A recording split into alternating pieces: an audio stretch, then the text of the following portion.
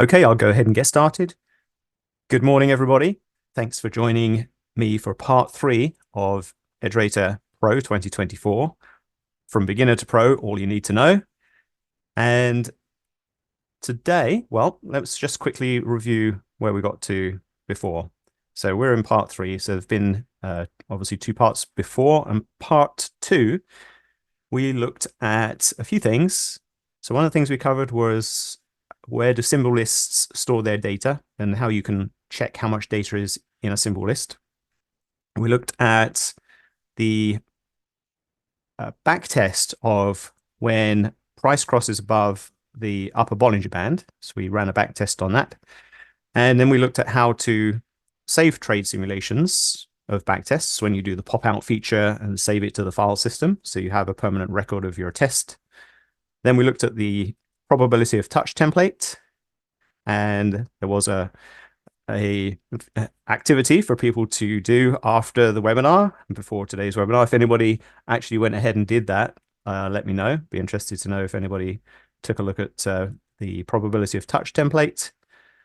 And then after that, we ran a batch of trade simulations where we were able to vary parameters for we actually did that with moving average, moving average crosses, and then we varied the parameters on there just to give an example of how to do that. Everyone remembers that? Yes? So there was a question at the end. It was left for people to experiment with. So if anybody did actually have a look at this after the webinar, can you just let me know with a quick chat, yes or no? Yes or no. No is fine. I don't.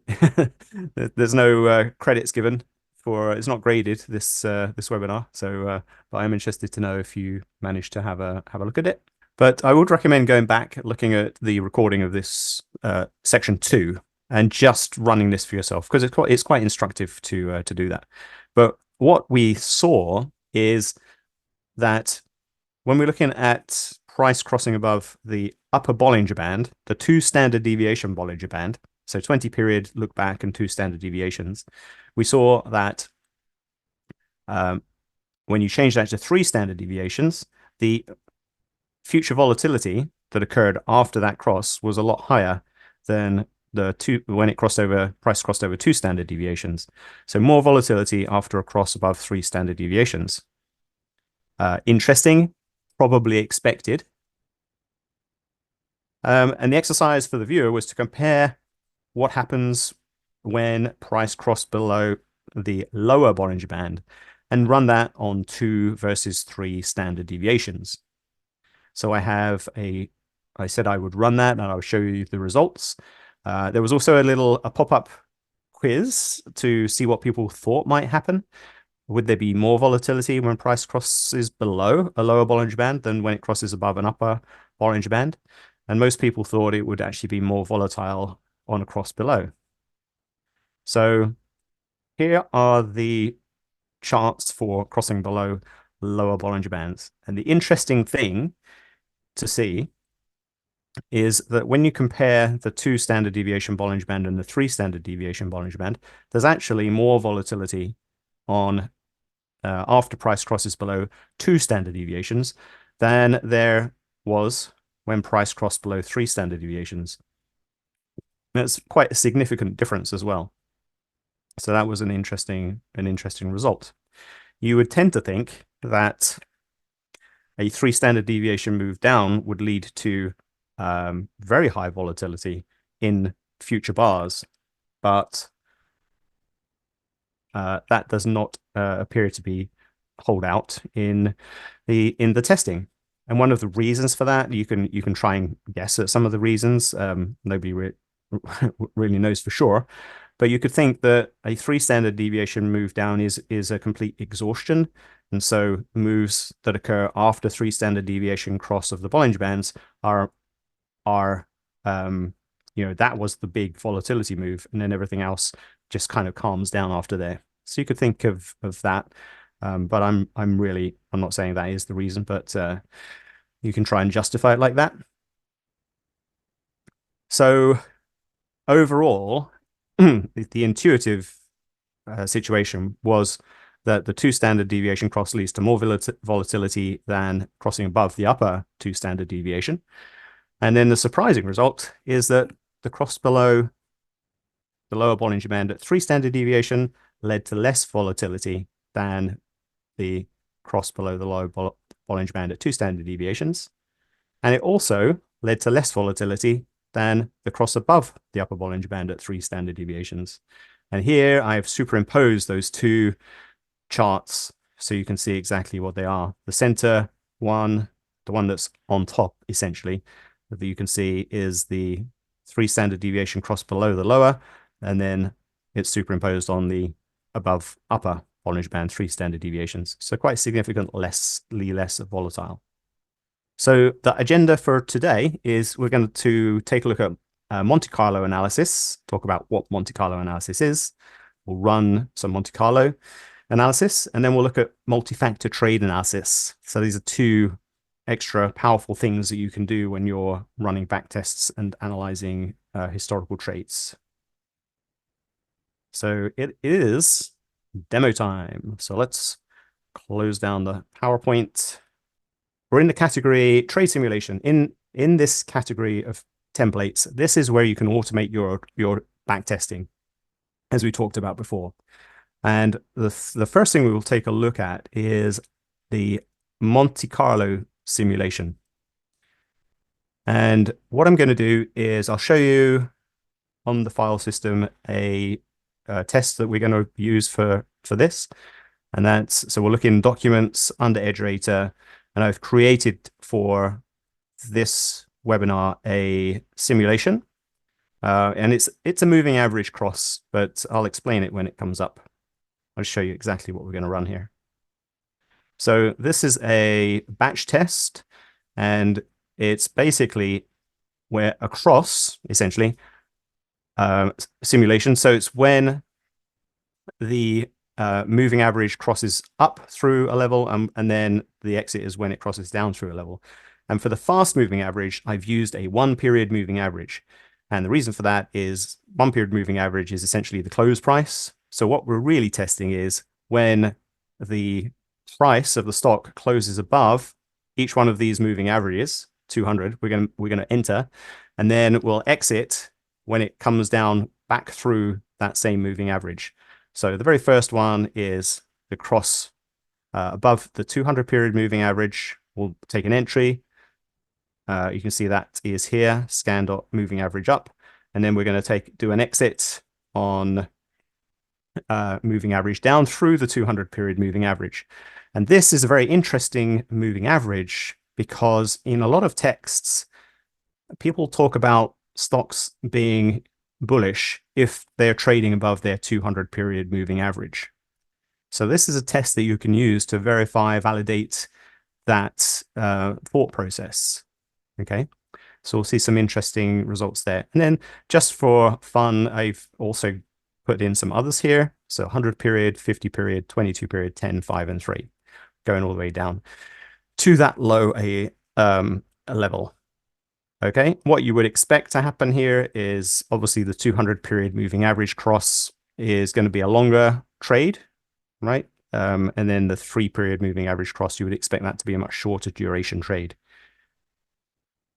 Okay, so that's what we're going to run. So I'm just going to quickly go to my batch run and just get this simulation run. So I'll go and select this simulation, which is called sim MA cross.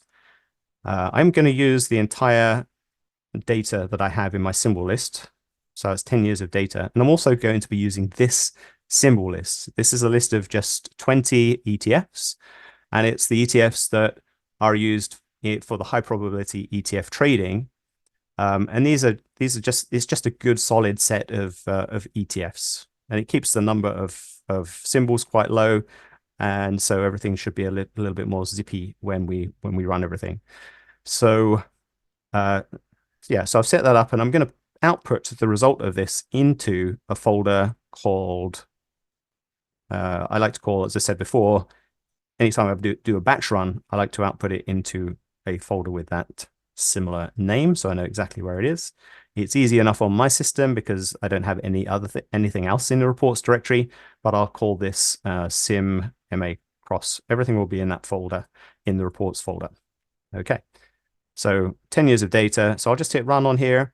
It'll take a little while to run. You see it's processing trade simulation, and 1.3. So it's almost finished now. So yeah, it's done all of those simulations over 10 years.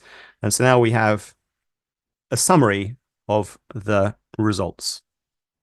So the summary is that for the 1,200, and I tagged it like that, 1,200, so we know that is the 200 cross, there were 863 trades. Average gain 1.07, number of bars in the trade 35, win percentage 17. It's the definition of a trend trade, really, because you have a low number of winning trades, but you have on the winning side, there's enough of a percentage of a win on average to actually put your average win of the whole system into positive territory. Then as you come down through the list, when you go to the very bottom of the list, you'll find that the 1.3, so this is trading when price crosses above the 3 MA, essentially. You've got a lot more trades, a much lower average gain, and number of bars for each of those trades is quite low, down to 4, but a higher percentage, a higher win percentage. And this conforms to what you would expect really with these moving averages. So there's no real surprises here. But EdgeRater has run all of these simulations. It's calculated all that data, and it's created trade simulation files for every one of those. The one I'm going to focus on mostly here is the 1-200, just because the 200 moving average has this significance that people often talk about. So we'll really just look at the 1-200 here. So if I want to just take a look at the actual list of trades, I can open up my, I opened the linked document.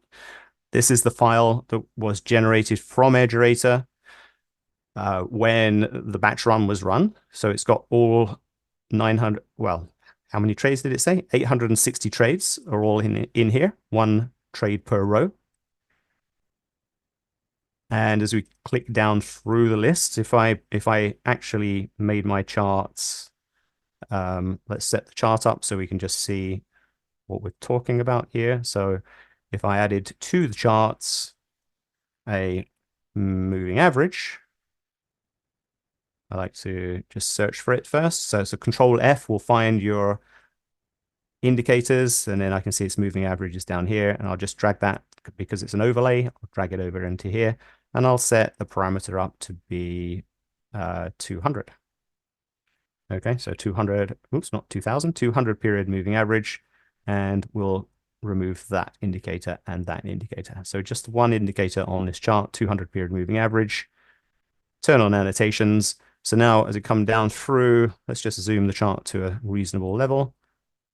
As I come down through this list, we'll see exactly where the entries and the exits are in the stock. This is an interesting example because stock was in a decline. It did cross above the 200 period moving average, but the very next day, it crossed below the 200 period moving average, leading to what is called in here a 2-day trade because it was held over a 2-day period, and a small loss. Okay. Anyone who is following a system like that, you're going to avoid these big losses because you're getting in very close to a solid moving average, and you're getting out as soon as it crosses back through that moving average. Okay, so you're going to miss out on all this. The problem is, of course, you're going to get these whipsaws here. So there's one whipsaw here, another one here, another one here. You'll miss all of this stuff down here, but then you'll participate for a brief period in this exciting move up here. But unfortunately, stock comes down again, okay, and crosses below here. So that would have been a losing trade as well.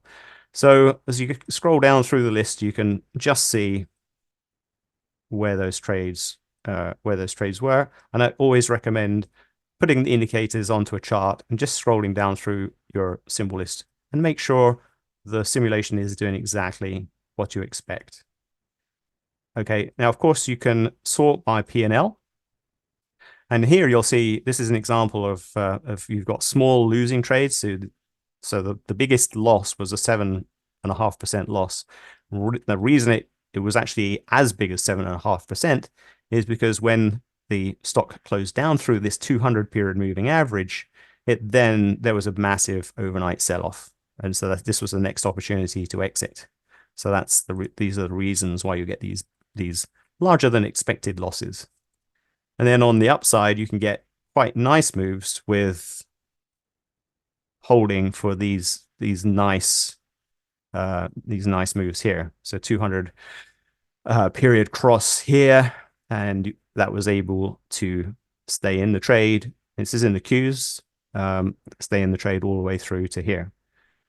Okay, and that was actually a reasonable exit too, because it then turned into a downtrend. But you like to just see where your winning trades are, where your losing trades are. And we know what the summary of that was. Okay, the summary, 863 trades. We had 17.5% winners, 82% losers, but the average winning trade was 13%, and the average loss was negative 1.47. Okay, so it's kind of a review of last time when we ran a batch report on trade simulations. So I hope that's clear. I will show in the file system what has actually happened. This is I mean, if you're getting into trade simulation and backtesting, it's always good to know where these reports are saved and what they look like. So remember I said, save the output of this batch run into sim ma cross folder. So that's right here. Here's all of the files that were generated for the simulation, and here's the batch summary report. So batch summary report corresponds to this Excel file, and then each individual simulation would correspond to these files. Okay, and if I open one of these up in Excel, I open up the 1-200. As I say, that's the one we're going to be focusing on. Yeah, we get that exact same trade list, and we'll also take a look at the equity chart for this. Okay, so the equity looks like this, which looks okay, except when you realize this is over a 10-year period, and you can be in these drawdown phases for quite some time. I don't think this is something that it could be hard to trade something like this. You're basically getting knocked on the head every time you get those fake crosses above the 200, and you can be in phases like that for a long time before you get into a real move. But the real moves can be quite good. Okay, but this is where Monte Carlo analysis comes in, because the sequence of trades that occur here determine what this equity chart looks like. So if I rearrange the trades that are in my trade list, all right, initially they were in date order. So this is the order that the daily equity chart takes them and creates the trades and gives you that equity chart. But the order is not, you're never going to repeat an order like this. The order is nothing to do with your trading system, the order in which those trades occurred. That's just happenstance that they occurred in that way. And the Monte Carlo analysis is a way of randomizing the order, so the order does not play a role in the results. So what I'm going to go and do here now is do a Monte Carlo simulation. So it's a Monte Carlo analysis template. You'll find that in trade simulation category. And I'm going to choose a file name to run this against. And I will choose the output that we just looked at. So it's under sim ma cross, and I have got the 1-200 result right there. I'm going to select that as my input to Monte Carlo. And I know there were 860 odd trades in that list. And what I'm going to say here is let's just take in sets of 100 random trades from that list. And we'll do that 1,001 times. Don't worry about fixed fraction for now. I'll leave that set to no. So basically, I'm going to take this random set of trades, and it's also, the thing to remember here is it's randomized with duplicates, with repeats. So if you take a trade from that list, what you end up doing then is putting it back in the group of trades so that it could be chosen again in the future. Okay, this will make sense in a minute. And the Monte Carlo analysis is very nicely described in the book by Howard Bandy, Modeling Trading System Performance. And I have spoken with Howard about this system, and we've had conversations just about how to really put this together. So this information really comes from Howard, and he had a lot of input into developing this. So I'm just going to go ahead and run this. The symbol list doesn't matter now. I'm really just running Monte Carlo on my trade list. And it's quite a quick process to run it. I'll close the chart down. We don't need to look at that. Okay. And I'll explain what this is. So remember, in the original trade list, there were 863 trades. If we scroll down to the bottom of this report, we can see in column A, there were 860 odd gains. These are the P&L percents for each individual trade. So that's the original results for each trade. And then with the Monte Carlo, what happens is there's a random number generated between 1 and 860, and it takes that trade, puts it into the chosen trade result, and that becomes now the trade, the first trade. And it does that going down through the list. And I said, as part of the input, do that 100 times. So I've got 100 choices here. Each time it picks out one of these trades from the original list and it pops it in here. And then it runs through this template. You'll find this template also in Howard Bandy's book. And it calculates the equity curve and also the drawdown. And the beauty of this is that once you've run this, you can just press F9 to recalculate. Okay, I'm pressing F9 on my keyboard now. And all it's doing is changing the random number here and choosing different trades for each time. And here, as a result, on the right-hand side is the actual equity. And so it's super interesting because you can see relative equity starts at 1. If you end up with something that's greater than 1, then your system actually made money over that sequence of trades. And if you end up with something less than 1, then it lost money. So there are times, even though this system, we looked at it on the equity chart over the 10-year period, made money. If those trades had been organized in this particular way, it would have lost money. Okay, so that's really interesting to know. And as I press F9 many times, which I'm just going to do now, I'm not sure how quick Zoom is going to update on this, but we're just going to get completely different results. And what the template does is it runs it 1,000 times, and it takes the resulting final equity and resulting maximum drawdown and produces this report here, which is in another worksheet of the workbook. And your final equity distribution looks like this. Okay, that's putting every one of those results, 1,000 of them, 1,001 of them, and putting them into this, organizing them essentially in terms of in order of gains. And then we take the dotted line here is the 50th percentile. Okay, so that gives us some confidence that 50 at the 50th percentile level, so mid range, we could expect 1.92. So that's the FE50 number, by the way. A 1.92, which is pretty good. 1.92. It's greater than 1. It's almost double, actually. And that's over a sequence of 100 trades only. So it's actually not terrible. The drawdown number comes from sequencing all the drawdowns together, and you end up with this. The very best drawdown, the one with the lowest drawdown, was around 12%. and the worst drawdown was around 70%. But at the mid-level, you had about 30 odd percent of drawdown. So we always take a look at the numbers here, the 5th percentile, the 50th percentile, the 95th percentile, to get a feel, an idea for how this trading system performs when you take out sequence as a factor.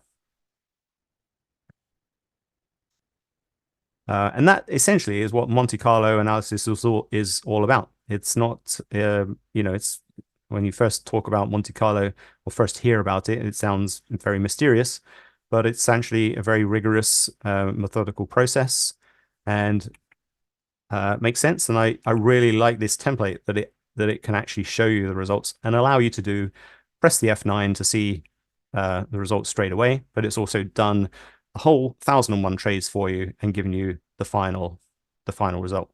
The thing to remember here is this table. Yeah, the FE. So FE is your final equity, 5, 50, and 95, and then your maximum drawdown, 5, 50, and 95. These numbers are really what we use to determine the performance of a system when using Monte Carlo analysis. Okay. One moment. Okay, so that's Monte Carlo. Now we're going to take a look at something that takes that another step further, and that's a multi-factor trade analysis. So we'll get into that now. Let me see if I can explain multi-factor analysis in a nutshell. So you have your trade list. We already saw the trade list for our cross above the 200 period moving average. We had all kinds of good information in here, like days duration for the trade, etc. P&L percent, overall P&L percent for the trade. I guess they're the most important columns of the final P&L percent, and how many days the trade was held for. So entry and exit date we have in there too. We don't really care about number of shares. We just care about final P&L percent in this case. Okay, so we have that, but then you might ask yourself, it's always tempting to then take a system such as this cross above a moving average, and then start to add different things into your system and test those things as well. So you could, for instance, have a thought that it seems that my trades always work well if I trade them midweek, or they always work well when the implied volatility in the options are a certain level. And so the thought then is you go back into your trading system script and you start to add that information into the script in order to run those tests. But that's quite a process, okay? And so the idea of multi-factor analysis is you take your originally produced trade list and you add certain tags to each one of these trades. So I'm looking at a bunch of trades here. Okay. And I could say, if I looked up the date here, 10/3/2014, I could say, well, that was a trade that happened on a Monday or Tuesday or whatever it was. And it definitely happened in 2014. And it was definitely in March, and all other kinds of things. And if I knew what the implied volatility was, I could tag this with implied volatility. If I knew where it sat between Bollinger Bands, I could tag it like that. All kinds of things I could do to tag this particular trade. And I could do that for every single trade in this list. And then what I could do is I could take those tags and group them together and run Monte Carlo analysis on just the trades that met those tagged conditions that I'm interested in. And so that's the whole idea of multi-factor analysis in a nutshell. So trade simulation, let's take the file that we already have generated. We've been looking at is the 1-200. And you can choose multiple files for this, but I'm just going to choose one to keep it a little bit simpler for this demonstration. And we have option here for the Monte Carlo settings. I'm going to choose, I'll just leave them as they are, 50. We're going to choose 50 trades randomly and run at 1,001 times. Don't worry about fixed fraction for now. And then we have a choice of how we're going to tag the trades. That's what a tag layout file is. So I can choose a tag layout file. The default one is a seasonal tagging. So I'm just going to run this then with using seasonal tagging just as the default and see what we get. So the tagging is the thing that takes the time here. So you can see it's at the moment it's tagging this simulation file. If you look at bottom left, it's tagging that Excel file. After it's tagged the file, it will then run Monte Carlo analysis on the groups, which actually is quite quick, but it's the tagging that takes the time. So we'll just let that go ahead. And I will say, I'm now looking at the file system, and I'm looking at in the folder MA cross, and you'll notice that it's generate a tagged folder in here. Okay, and I just want to show, before we go and look at the results, I just want to show in this tagged folder, it's generated a tagged simulation file. So it's exactly the same trade list we had before, but now each one of those trades has been tagged with the seasonality tags. So what day was it? What week was it? What month was it? Quarter, what year? What day of month? Trading day of month, and trading day to end of month. Right, these are the 7 or 8 tags. How many are there? 1, 2, 3, 4, 5, 6, 7. These are the 8 tags that come by default in the seasonality tagging layout. Okay. Now, after it did the tagging, it then went through and said, well, now I've got combinations of tags. The first combination of tag, it's a day tag. Let me group everything by day of week first off. So we've got Friday, Monday, Tuesday, Friday, Monday, Wednesday, Tuesday, Thursday. Okay.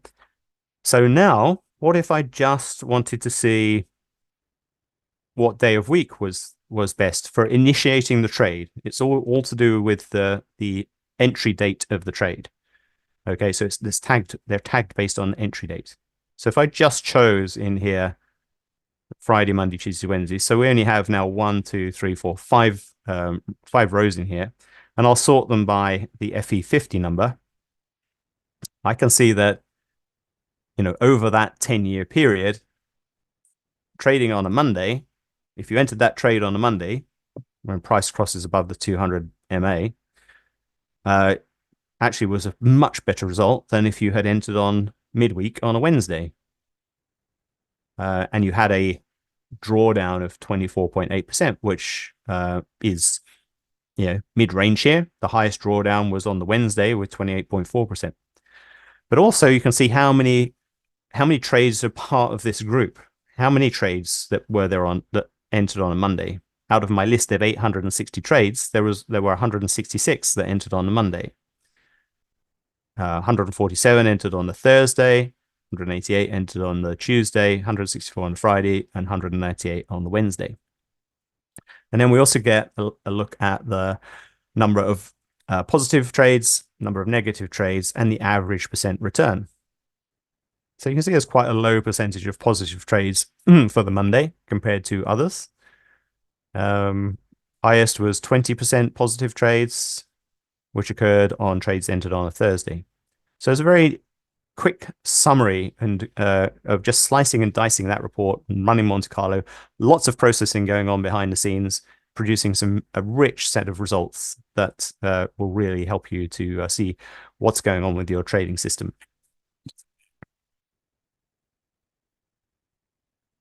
Now, each one of these rows, and there are more, remember, because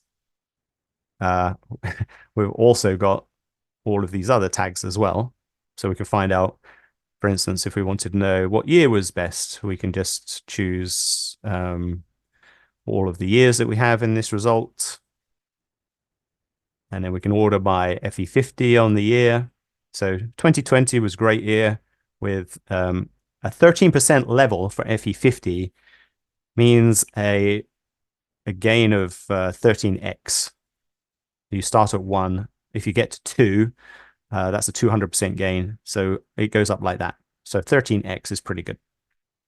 So this organizes your years. And the worst year was 2022, which was a negative. So the other thing to bear in mind is on the FE50, anytime you get a number less than 1, you're looking at essentially a system that did not make any money. Okay. So 2022, no good. 2020, really good. And the other thing that we can do here is now we have, this is all based off of running essentially one simulation and having tagged them. So if we want to go and look at the individual trades now that are part of this group of, say, 2020 trades, well, let's not do that. Let's do the Monday trades. That's an more interesting one. So go back into Monday, go back into day of week, and I'll select the Monday row, and then I'll just click open a linked document. That's going to actually open the tagged trade list now.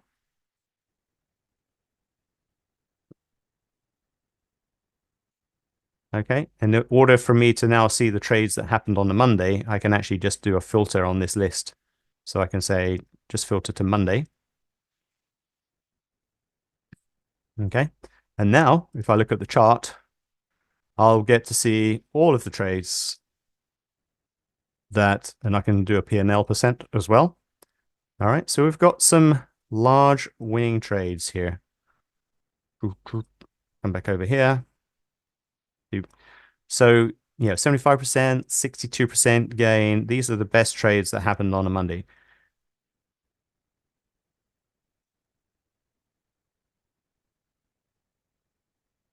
Okay, but you also have to sort of think about what the data is showing you. Is it really better to trade on a Monday? Does it just depend on, like, some years that was great to trade on a Monday?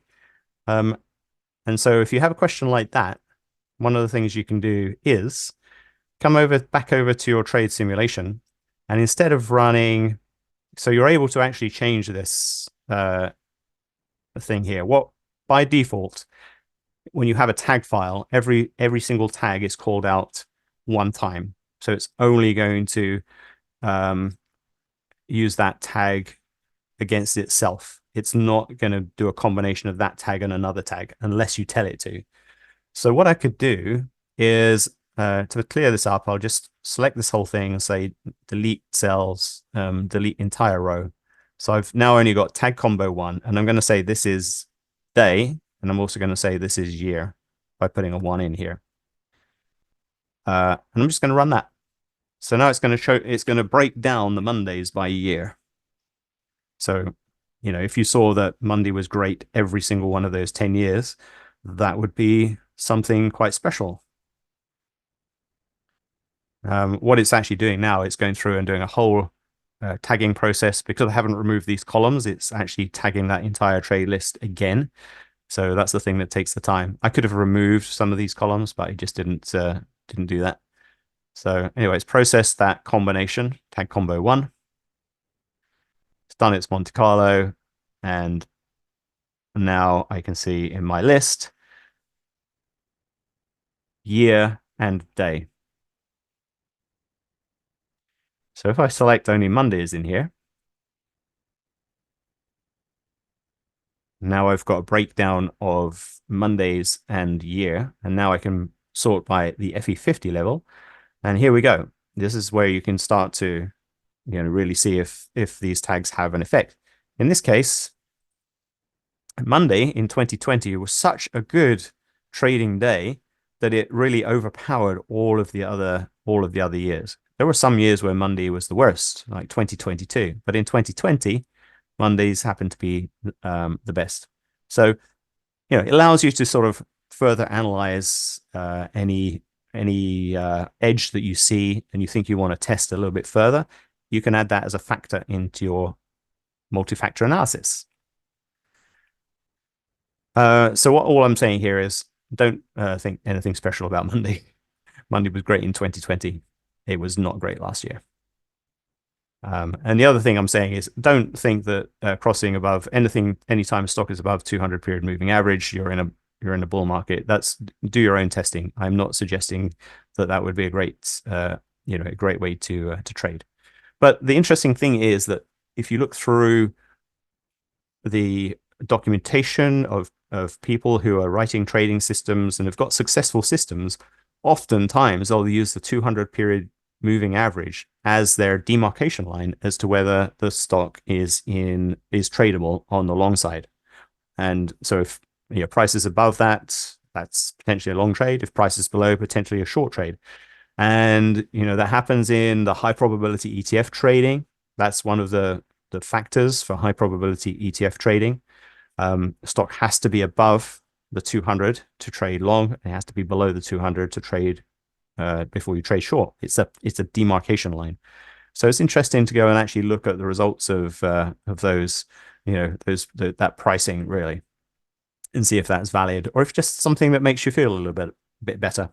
The beauty of EdgeRater is the information. You can analyze the information and come up with your own conclusions and your own system. Okay, so let's think about sorry, I'm looking at questions now. Okay, Phil, can you run 24? Are you very good? That's great. Okay, thanks. I wish that would be so good. That would be so good. I think you'd probably pay a little bit more money for the software in that case, wouldn't you? Okay. So we can take the concept of multi-factor analysis to a whole other level. At the moment, I'm applying the analysis to a trading system that I have already written, okay, which is crossing above the a moving average and exiting when it crosses below that moving average. And I said, well, was there a factor, some kind of other factor that would have helped me in my trading? So the other thing that's interesting then you can take this to the different level is to say, well, let me just run a simulation on a stock and get my daily returns. So I'll buy on one day, the close of one day, I'll sell on the close of the next day. That will give me a daily return. And I'll buy it on that same close and I'll sell it the next close. That will give me another daily return. So I've essentially got a list of daily returns of the entire stock over the period that I'm testing. Well, then I can just run multi-factor analysis and find out what factors affected those returns. So, and completely avoid writing the trading system side of it. So I can just find out what factors are useful. Okay. So that's what I'm going to show now. So we go back to trade simulation, batch run. And there is a simulation called daily returns, which is designed exactly for this purpose. And what I can do here is just, I'm not going to override dates. So I'm going to use the entire 10 years of data. I'm going to run this on this list of 20 ETFs. I'm just going to hit run. It's going to give me 3 simulations. The daily returns actually does 3 separate simulations. One is a close to close simulation. One is a close to open, the next open simulation. And one is an open to close simulation. So these are the results. Close to close. Out of this list, there's 50,340 essentially trading days, I would say. Close to close, so close one day to close the next day, 0.04% average gain. Close to open, so this is overnight holding. Close to open, 0.02% gain. And open to close, this is the period of time that everyone gets to trade if they're trading intraday. Then a 0.01% trade. So not quite so significant. Kind of shows you that holding overnight is something that can be beneficial. So what I'm going to do is go back to my file system, and I know that this output the result to my trade simulation 1, and here are the actual files it generated. So close to close, let's just be clear about what that's giving us. All right, there's all the trades are in here for these 20 stocks. If I sort it by symbol, of course, sorting it in Excel is a lot harder than sorting it in EdgeRater. So what I'll do is I'll just go close to close and click on Open Link Document, and I'll sort it by symbol. Okay, so we have 12/16/2013 to 12/17. That's the first trade. 12/17, this is in diamonds, to 12/18. This is the second trade, 1.88%. And then, so on and so forth. So basically, every single day, if you look at the chart, and as I scroll through here, we're just taking, daily percent gains. You scroll through all the way down here. It does that for all of the stocks in the list. So then you can think about applying multi-factor analysis to those trades to determine the conditions. You can choose anything. Day of week could be a seasonality thing. It could be something like implied volatility, which I'm going to run in a second. It could be the output of any scan that you've written, or any market timing signal that you have, and so on and so forth. It could be position within Bollinger Bands, so that's called like the percent B level. Where is the stock in relation to its Bollinger Bands, and so you can get all those factors analyzed. So one thing I want to do then is just go back over to my templates, go to multi-factor analysis. I'm going to choose this close to close. I'm going to run just 50 trades per run, 1001 run. I'll leave that as the default. But this time, a tag file I'm going to choose is, these are the ones that come with EdgeRater, by the way. And you can look at these, they're just Excel files. But I have one which basically is implied volatilities. And I'll open that up. Okay, so this is implied volatility ranks, basically from going from a 3-period implied volatility all the way through to 720. So that's 2 years. What's the 2-year implied volatility? Now, most people just, when you talk about implied volatility, you just talk about the 30-period IV, which is right here. We'll run all of these on my list. And I'll just hit run. As simple as that. We go down back into the file system. Eventually, you'll see a tagged folder will come in here. I probably should have closed the file down. I won't save it. That's the problem with if you have Excel open as well as EdgeRater and you're trying to access the same file, you could end up in issues. So I don't recommend doing that. But for the purposes of demonstration, I can do it. Okay, so it's generated this tagged folder. And if we look at the file it generated, we can see it is exactly the same file as the regular close trade simulation. But we've added tags, all of these tags for implied volatility. Now, we don't have implied volatility data until 2014. So any date before 2014 is blank for implied volatility. We just don't have that. We just don't have that information. We have options data from 2014, and then we can put in, calculate the ranges. So the way this works is it's the rank of volatility, and it's also bucketized. So let's take a look at IV30. That's the one everyone's familiar with. All right, let's go to IV30. It's right here. So when implied volatility, IV30, so this first trade that I'm looking at in my list here, it's not the first trade, but it's the one that I am actually looking at right now. All right, this trade here, it happened to be traded on the entry date of 4/22/2015. On that very date, and remember, this is a trade close to close, okay? And on that date, on the close of that date, the IV30 number was between 30 and 40. The IV30 rank was between 30 and 40. Now, rank can get up to 100, so it's where your implied volatility sits relative to where it has been over a 1-year period. Okay, So higher means higher, like if you got up to 100, that would be the highest implied volatility you've seen in an entire year. And implied volatility is calculated, as most people know, from the actual options that are associated with the stock. And it's when options traders bid up the price of calls and puts, they make the implied volatility, the price of the option goes higher, and that affects this implied volatility number.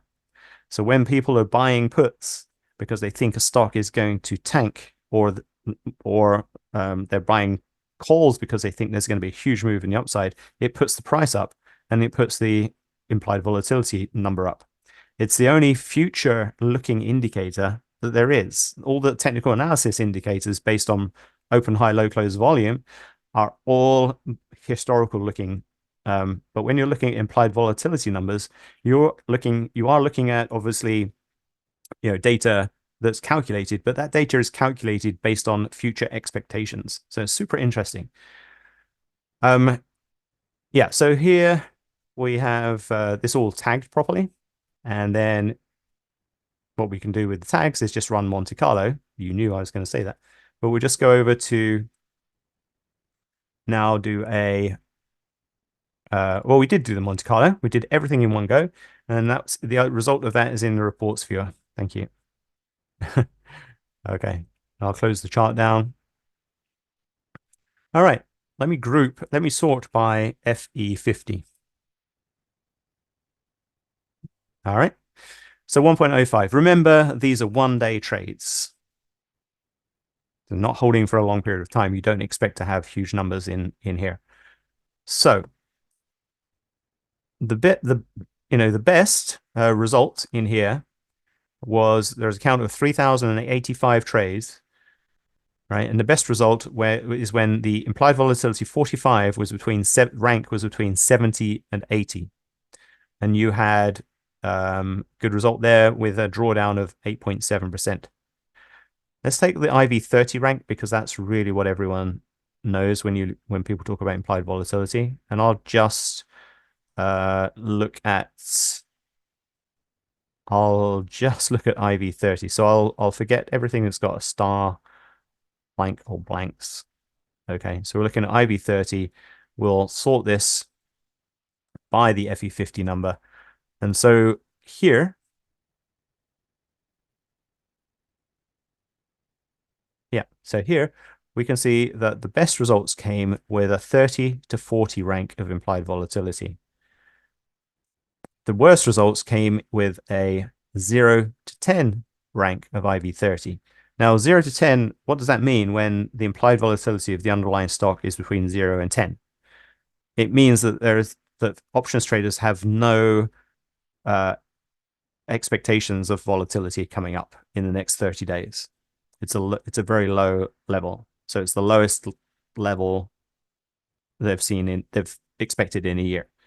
And here it happens to bear out that if you're trading IB, that that's neither a win or a loss. It's a 1.0 level of the final equity.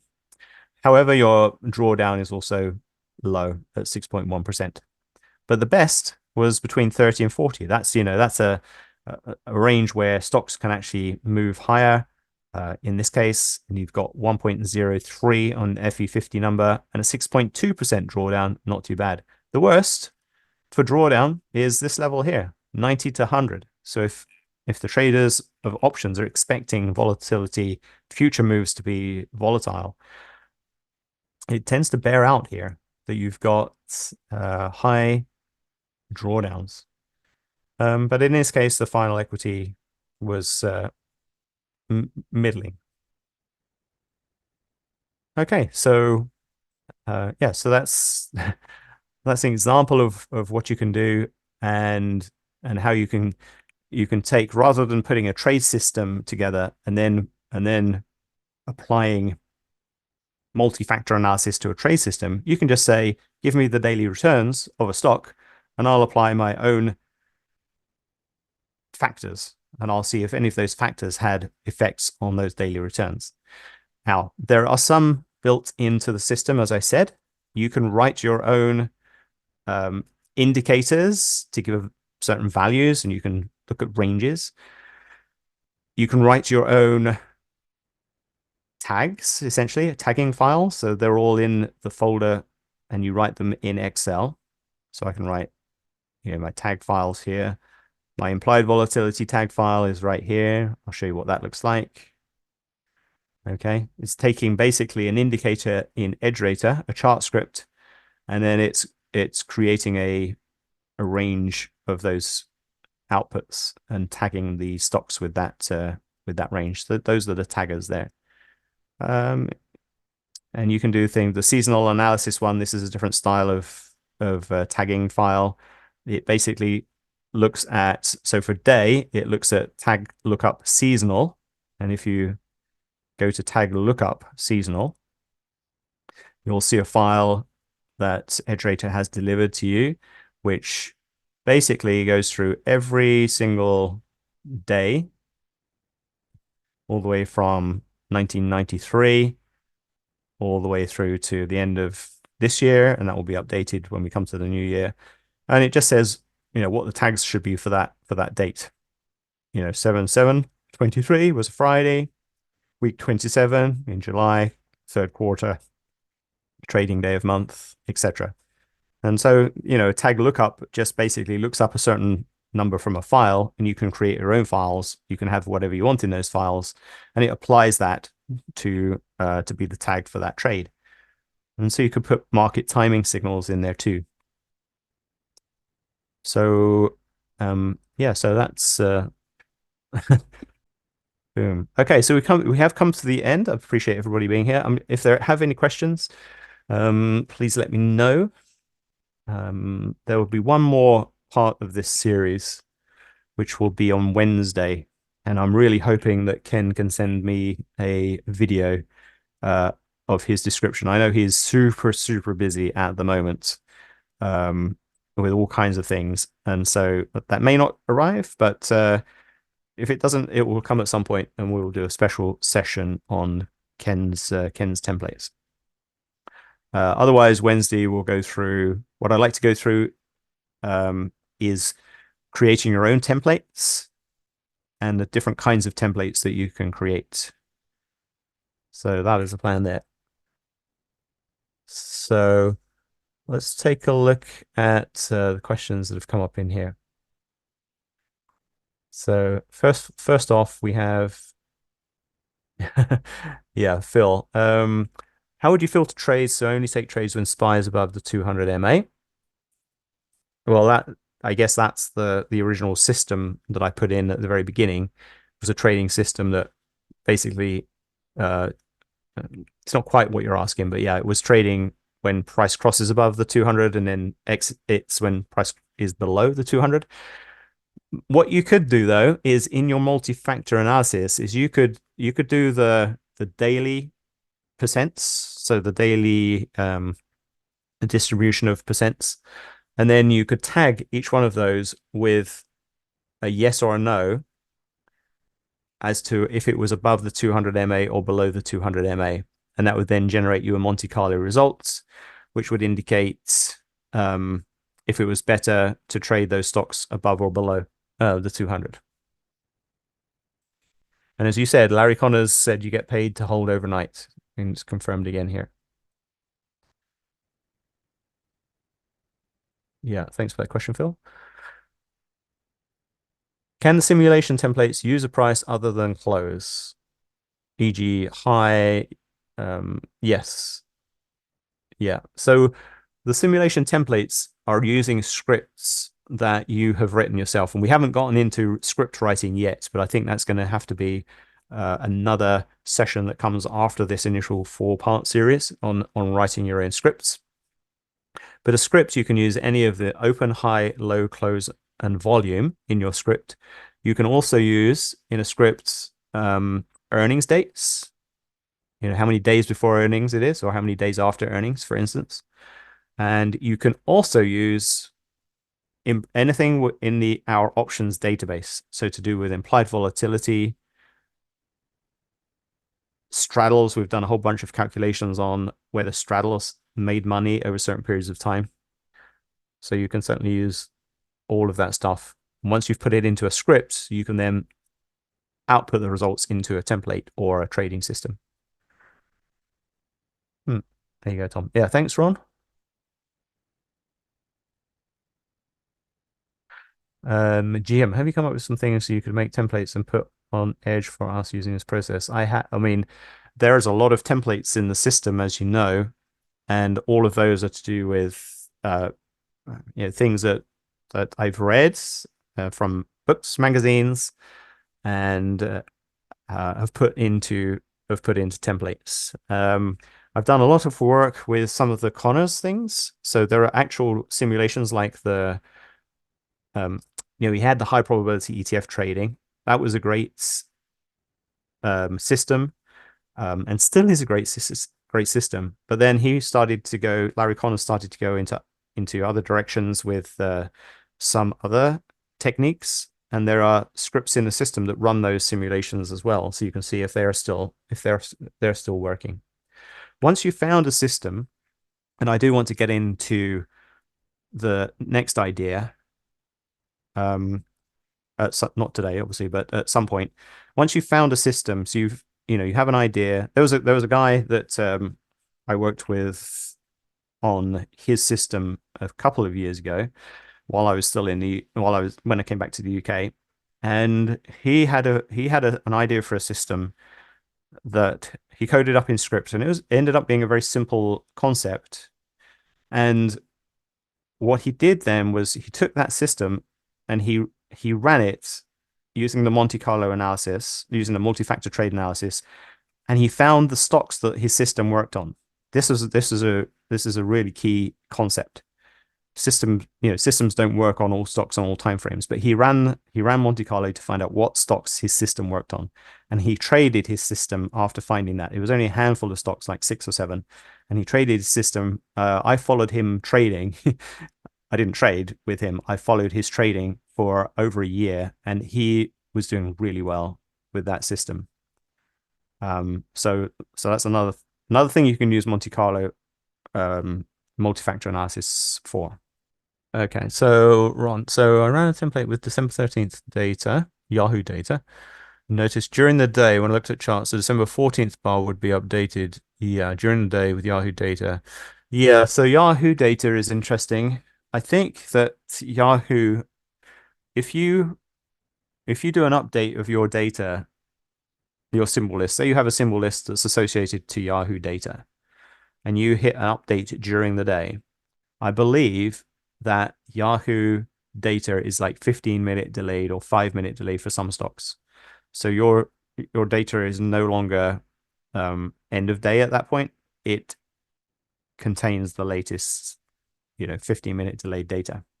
But it's an easy way to test that. Obviously, you can just do that in the day, and then just make sure in your real-time trading platform or trading, Thinkorswim or whatever you use, what the value is, and just ensure that that's true. But if you were to go into that list and you were to set the end date to be the prior day, it wouldn't download any more of that data. So you would be solidly fixed on the prior day's close. Okay, that's awesome. Thanks everyone for attending part 3. We'll see you in part 4. Have a great weekend, and bye for now.